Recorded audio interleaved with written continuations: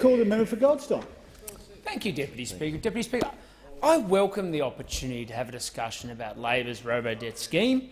I welcome the opportunity to actually address the truth about this important issue and the legacy originating back to the very member who complained about it in this chamber just now.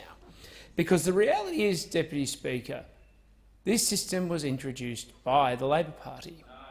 And this is one of the great untruths that sits at the heart of this discussion, at the member for Maribyrnong's regular commentary in the public square, and the constant effort to distance himself from the legacy of the scheme that he introduced, and then to hold this government to account rather than taking a modicum of responsibility.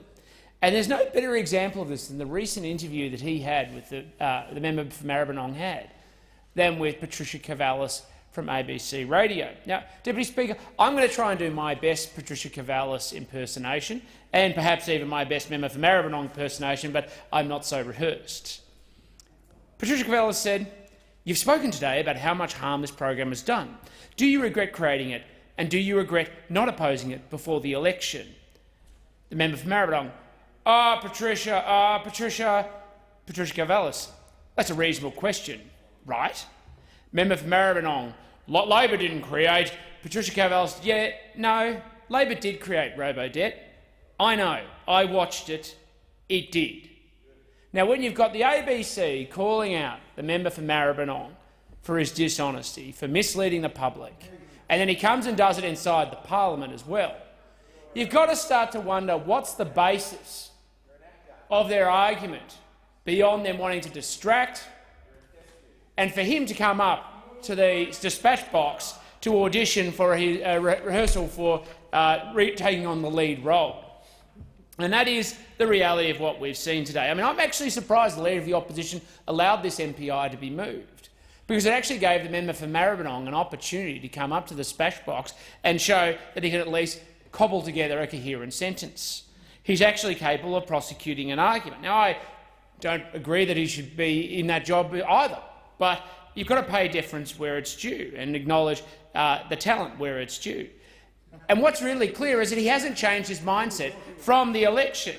At the last election, he went to a platform saying he thought we need to have more than $387 billion of new taxes imposed on Australian taxpayers. But what he doesn't seem to have any regard for is $180 billion that's paid out from Australian taxpayers for a degree of social equity to help those people in need.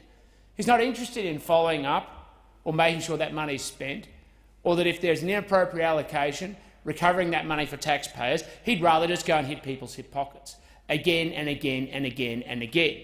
That's the legacy. But you know the really tragic part of this motion today? The really tragic part is the stories that sit behind it of what happens when people have a problem. The reality is, when people did have a problem with the system, and there were people who came into the Goldstein electorate office, we sat down, we worked through the issues, we contacted Centrelink, we worked through the department, and we got a resolution as best possible. What we did was actually try to solve people's problems. And sometimes it didn't happen as quickly as we wanted, but we got to where we needed to in every case. You compare that to what Labor members did when they had a person who had a problem with the system who came to them for help. Their first response wasn't, how can we help? Can we contact the department? Can we solve a problem? Their first response every single time was, you've got a problem, how would you like to go and talk to the media about it? What they did was they used vulnerable people as puppets for their nefarious political agenda to get at the government. And that is the most low-down, despicable act that anybody can engage with. That is the disgraceful behaviour where they would use people as human fodder and pawns in their despicable political game to fight their own scheme. And that's why people on this side of the chamber have no regard or respect for your narrative, have no regard for the dishonesty that you bring into this place.